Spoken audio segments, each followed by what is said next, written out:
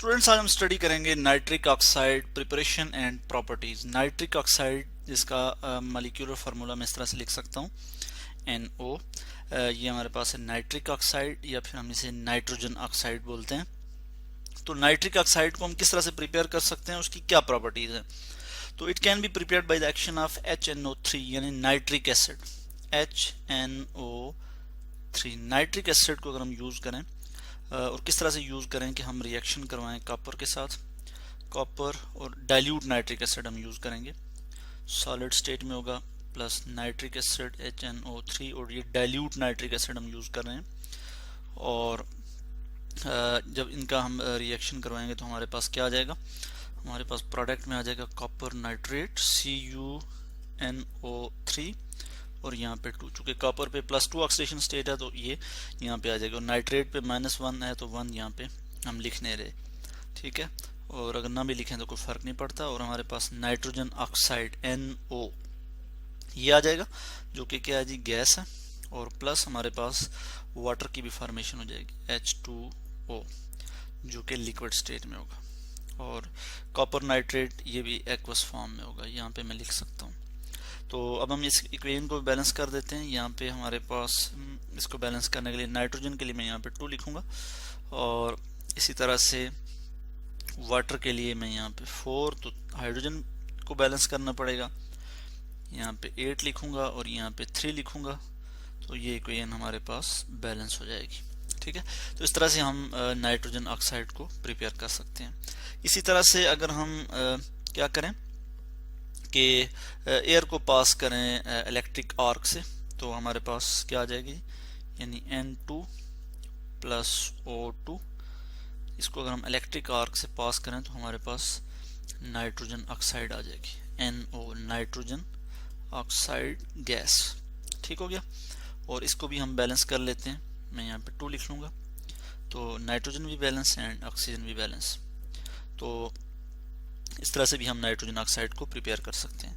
अगर हम इसकी कुछ प्रॉपर्टीज की बात करें तो नाइट्रोजन ऑक्साइड जो है, ठीक है, ये कलरलेस गैस है। ये क्या है जी, कलरलेस गैस, कलरलेस गैस। और डेंसिटी की बात करें या एयर से अगर हम इसका कंपैरिजन करें तो it is heavier than air, heavier than air, ठीक है। और सॉल्युबिलिटी की अगर हम इसकी बात करें तो ये क्या है जी, स्पेरिंगली सॉल्युबल इन वाटर, ठीक है, sparingly, it is sparingly soluble in water. तो ये इसकी कुछ यहाँ पे प्रॉपर्टीज आ जाती हैं। अगर हम इसके कुछ रिएक्शन देखें कि ये किस तरह से रिएक्शन शो करती है, तो ऑक्सीजन के साथ ये रिएक्शन जब करेगी तो रेडिश ब्राउन नाइट्रोजन डाइऑक्साइड बनेगा। हम यहाँ पे कुछ रिएक्शन देखेंगे, मैं यहाँ पे रिएक्शन की हेडिंग लिखूंगा और इसके नीचे अब हम कुछ रिएक्शन डिस्कस करेंगे नाइट्रोजन ऑक्साइड के।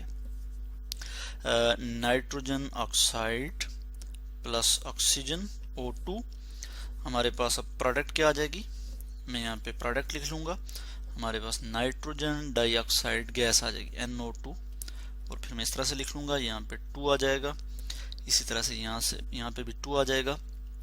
तो ये रेडिश ब्राउन कलर की हमारे पास नाइट्रोजन डाइऑक्साइड गैस आएगी। इसी तरह से ये इसकी डिकम्पोजिशन भी हो सकती है नाइट्रोजन ऑक्साइड की, NO की, नाइट्रिक ऑक्साइड जिसे हम कहते हैं। और किस तरह से कि अगर 1000 डिग्री सेंटीग्रेड तक हम इसको हीट करें तो ये हमारे पास क्या आ जाएगा जी, मैं यहाँ पे इसको इस तरह से दिखा दूंगा कि नाइट्रोजन गैस में कन्वर्ट हो जाएगी प्लस ऑक्सीजन गैस में, प्लस O2 ऑक्सीजन गैस में। इसी तरह से हम यहाँ पे मज़ीद बात करेंगे कि ये अगर हम इसको क्लोरीन या फिर ब्रोमीन के साथ रिएक्ट करवाएं तो ये हमारे पास रेस्पेक्टिव नाइट्रोसाइल हैलाइड या फिर यानी क्लोराइड है, तो क्लोरीन के साथ रिएक्ट करवाएंगे तो क्लोराइड, और ब्रोमीन के साथ करवाएंगे रिएक्शन तो ब्रोमाइड आ जाएगा। जैसा कि मैं यहाँ पे एक रिएक्शन आपको दिखा देता हूँ कि ये जी हमारे पास नाइट्रिक ऑक्साइड, इसका रिएक्शन हम करने जा रहे हैं किसके साथ जी, क्लोरीन के साथ Cl2, और ये हमारे पास क्या आ जाएगा जी, हमारे पास आ जाएगा NOCl नाइट्रोसाइल क्लोराइड, इसे हम कहते हैं। बैलेंस भी कर लेते हैं हम इक्वेशन को, यहाँ पे बैलेंस हो जाएगा, क्लोरीन भी बैलेंस, नाइट्रोजन और ऑक्सीजन भी यहाँ पे बैलेंस। इसी तरह से अगर इसमें हम क्या करें कि FeSO4 की एडिशन करें तो हमारे पास ब्राउन कलर जो है वो हमें ये दे देता है।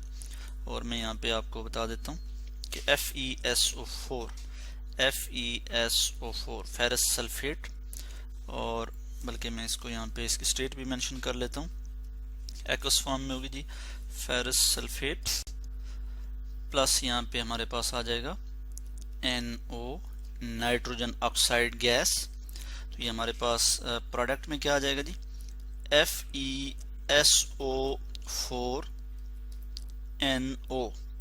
ठीक है जी, ब्राउन कलर ये कंपाउंड होगा फेरस सल्फेट नाइट्रोजन ऑक्साइड, और ये एक टेस्ट के तौर पे भी यूज होता है। This is used to confirm the presence of nitrates, और इसको हम रिंग टेस्ट भी कहते हैं। ठीक है, ये भी हम पढ़ चुके हैं। तो FeSO4NO ये हमारे पास जो है ब्राउन कलर का जो है वो कंपाउंड आ जाएगा। इसी तरह से हम इसके कुछ मजीद रिएक्शन देख लेते हैं। अगर हम इसको क्या करें जी, रिड्यूसिंग एजेंट्स के साथ अगर इसको ट्रीट करें, जैसे H2S है, H2S जो है, और इसका हम अगर रिएक्शन करवाते हैं नाइट्रिक ऑक्साइड गैस के साथ, तो हमारे पास क्या आ जाएगा जी, ये रिड्यूस हो जाएगी to nitrous oxide.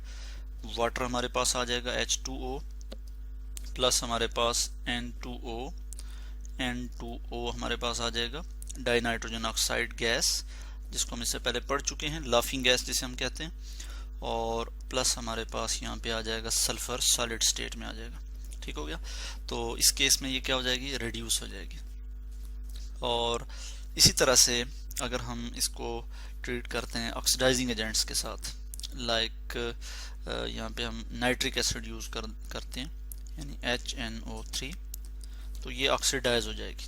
Nitrogen oxide gas या नाइट्रिक ऑक्साइड गैस जो है ये ऑक्सीडाइज हो जाएगी।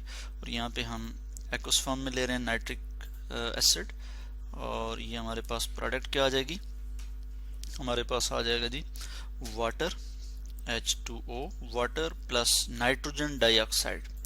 यानी जब हम इसको ट्रीट करेंगे ऑक्सीडाइजिंग एजेंट के साथ, तो NO से ये NO2 बन जाएगी, या फिर इससे फर्दर HNO3 यानी नाइट्रिक एसिड भी जो है वो बन सकता है। तो यहाँ तक हमने देख लिया इसकी कुछ प्रॉपर्टीज नाइट्रोजन ऑक्साइड की, इसके कुछ रिएक्शन हमने देखे। इस इक्वेशन को मैं बैलेंस कर लेता हूँ, मैं यहाँ पे 2 लगा लूँगा और यहाँ पे मैं 3 लगा लूँगा, तो ये इक्वेशन जो है वो बैलेंस हो जाएगी। तो इस तरह से आज हमने स्टडी किया प्रॉपर्टीज ऑफ नाइट्रोजन ऑक्साइड, और हमने कुछ रिएक्शन यहाँ पर डिस्कस किए नाइट्रोजन ऑक्साइड के।